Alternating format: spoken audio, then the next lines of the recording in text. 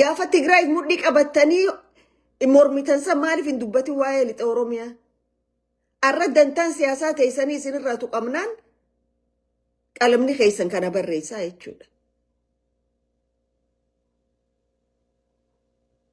Kufaatii arra keessa jiru san akkamiin geenye isini beeyna.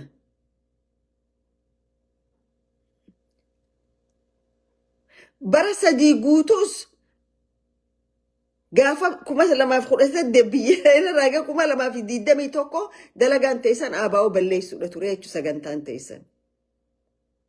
Garuu arra hoggaa namuu dantaan isaa tuqame qabsaa'oo fakkaate gabbee dirree bal'oo tana keessa fiigee jechuudha. Kufaatii tan akkamiin geenye? Akkamitti as dhufne? Namni waan dabre yaadanne waan fuuldura sirreeffachuu hin danda'u.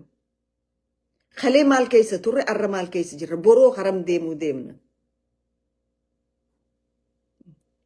Yoo akkana laalle qofa keessaa bahuu dandeenyu. Wanni lixa Oromiyaa ta'e it is silent genocide. Ija addunyaa duraa dhokatee gaazexaanyaan tokko kan seenne godhamee ukkaanfamee lafti sanaa lakkooftu jechuudha nama dhume. At least Tigraay maraataan paarlamaa irra dubbate dhageettii addunyaa harkate. Oromoon illee sagalee taate fayyoonni Oromoo cufti. Alaboon warra odoo mana isaa keessa haxaawatiin ganda haxaa'u hedduu agarree jechuudha. Kanaaf walumaa galatti paarlamaan bakka bu'oota ummataa kaja'an biyya san keessa jiru. Bakka bu'oota ministarticha biyya gaggeessuuti yoo ministara ta'e.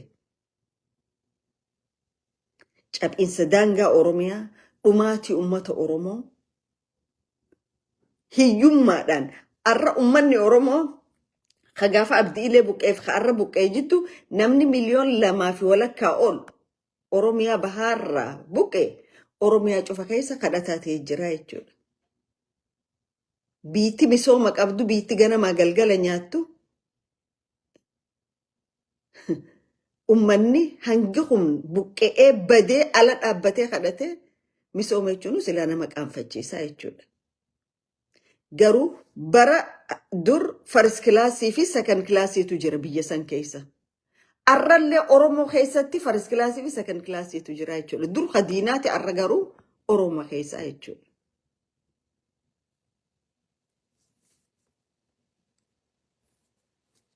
Tanaaf ummanni Oromoo ifuma isaatiif yoo falmate, ifuma isaatiif yoo ka'ee dhaabbate, ifuma isaatiif kanaan godhachuu qaba jedhee yoo godhate malee akka amma jiru kanatti tabba tokko bahuu hin danda'u. Warri gamtaa Amaaraa jala fiiguus kana daranii fiduu deeman malee kana gadi fiduu hin deeman.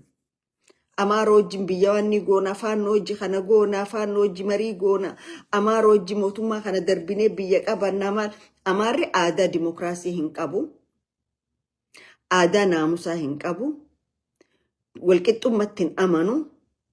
Olaantummaa amantii takka arrallee qabsaawaa fi jirruu jedhan olaantummaa aadaa takkaatiif qabsaawaa jirra jedhan olaantummaa afaan tokkootiif qabsaawaa jirra jedhan. Warri Amaara jala fiidaniis namni isin mormarra kaayyattanii baadhattanii Oromiyaa namni isin fiddanii Oromiyaa ganneexan hin jiru jechuudha. Isinis dhumaatii amma jirtu kana caala Oromoo irratti afeeruu deemtanii jechuudha. Warra odoo keessisaa banaa ganda ormaa keessa fiigu. Warra odoo ummata isaa harkaan qabne ummata ijaarame isa balleessuu deemu jala fiigu. Ooroo faannoo tana. Ooroon faannoon tun badiin maqaasiitiin Oromoodha dhuftu talakkaa'umteen dhumne. Maaliif faannoon Oromoon baduu qaba. Oromoon ni jedhan hin jiru. Lafti tun gubbaa hanga gadii keenya biyya tana keessa ortodoksii malee amantiin takka jiraachuun qabdu warra ja'u warra namummatti hin amanne warra walqixxummatti hin amanne kasi balleessuuf deemu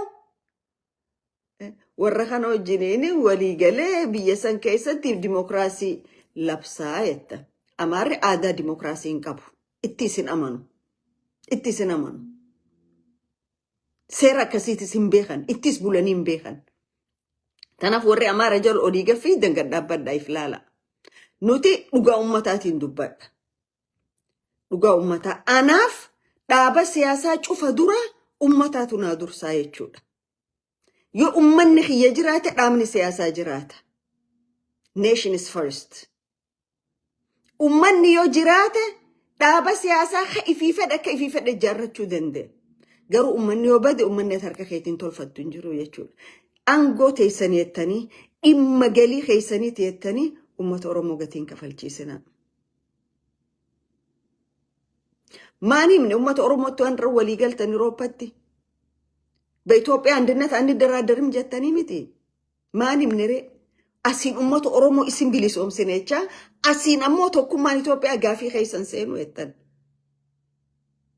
አስት داخل الصندوق خبرها في السوق جان اتي نمني نقبن قبوف تيسا غرو بخون كجفت على جرايتشود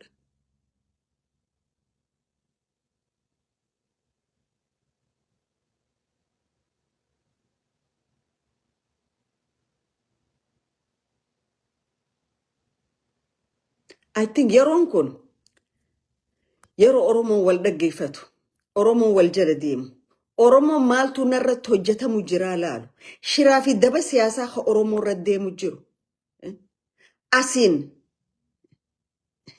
I think أماري سلا مكانو وجفي دنكون بيسين وجسين تاني غربين سيني لافيسي موتوما چندورا خانا يكما خانا غرغل چتاني انگو برايم منستر ما خا بريزيدانتو ما سيني خانينان اورومون يوم تدي من قبدن اسين اورومون تلو هتاوم تدي من قبدن because abjun تيساني فراين كيسن بكما ساني يچود ummanni Oromoo ceekuu itti faannoo baadhatu hin qabu. Ceekuu itti nafxanyaa baadhatu hin qabu. Ceekuu itti sirna du'e deebisu hin qabu. Sirna ammaa kana jijjiiramuu qabaa jedha ummanni Oromoodha.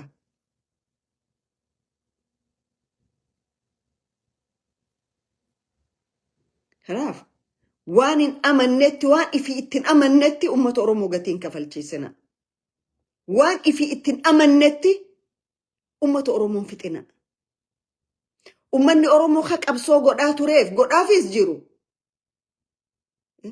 Hiree murteeffannaa ummata Oromootii fi eenyummaa isaa biyya isaa tawala bataateedha malee Itoophiyaa diddiigamuu deemtu suphuudhaaf miti.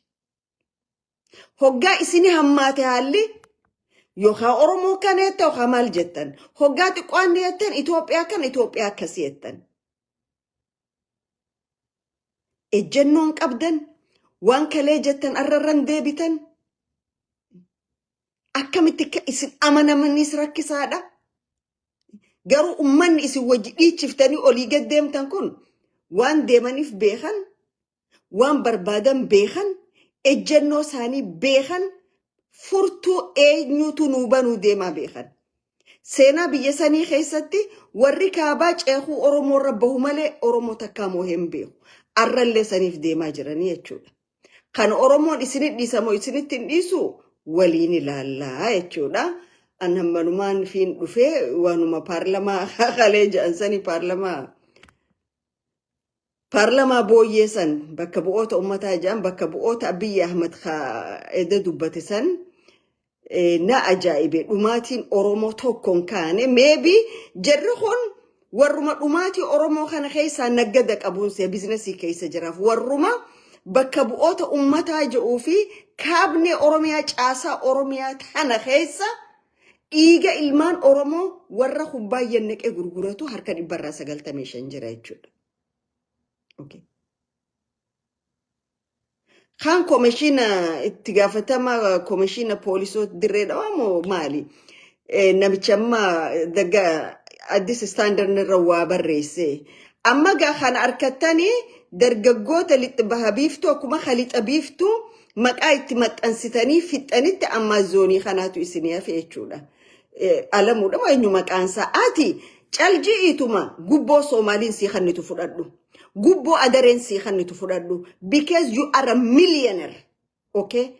Atis kitaabni kee wanni ati godhu jirtu ala jira. Okay? Gubboo si kannani abalu nu hidhisiin jechuu. Gubboo si kannani abalu nurraa ariisiin jechuu. Namni sirra miliyooneraan jiru naannawa san keessa. Itti gaafatama poolisii Oromiyaa bahaa kajamoo itti gaafatama poolisii Harargee kajaan. Tokko environmentii naannawa saniin beeytu, onni dhawata ummata saniin beeytu. Ati khabeeytu maallaqa warra Soomaaliitii fi warra jogola keessa jiru gubboo sii kannan fudhattee ilmaan Oromoo gidirsiisuudha jechuudha. Amma gaa caafii kanaan kaateeti kun amma maal jettan nama 40 meeqa maal ajjeefneettanii lilmeen isin ajjeeftanii sin jirtu. Sababa kanaan ilmaan Oromoo du'aaf dhiyeessaa jirtanii jechuudha. Wanni amma miidiyaa Soomaaliitirra deemu jiru exactly waan ati godhu jiru kanaa jechuudha. Siifi miidiyaa kililii shanii wanni wali hidhu wanni ati godhu jirtuuf wanni isaan godhu jiru wal fakkaatanii jechuudha. Maaliif naannawa kanarraa Oromoota qulqulleessaa waan jirtaniif gubboon miliyoonaan si dhufti. Miliyoon shaniin poostaa keessa kaayanii si ol yaasaa jiranii jechuudha. Itti gaafatama komishina Harargee kaja'an kana. Hawaalaan Soomaalii daabshiidin qabi ta gubboo sitti ergine hin jirtu. Naannawa san keessatti waan ati godhu jirtu irraa ka'ee jechuudha. So atis gaafni gatiin kun sii deebi'u numa dhufa jechuudha. Akka dhiya kanatti isin hafu akka hammaate kanatti isin turu jechuudha guyyaan.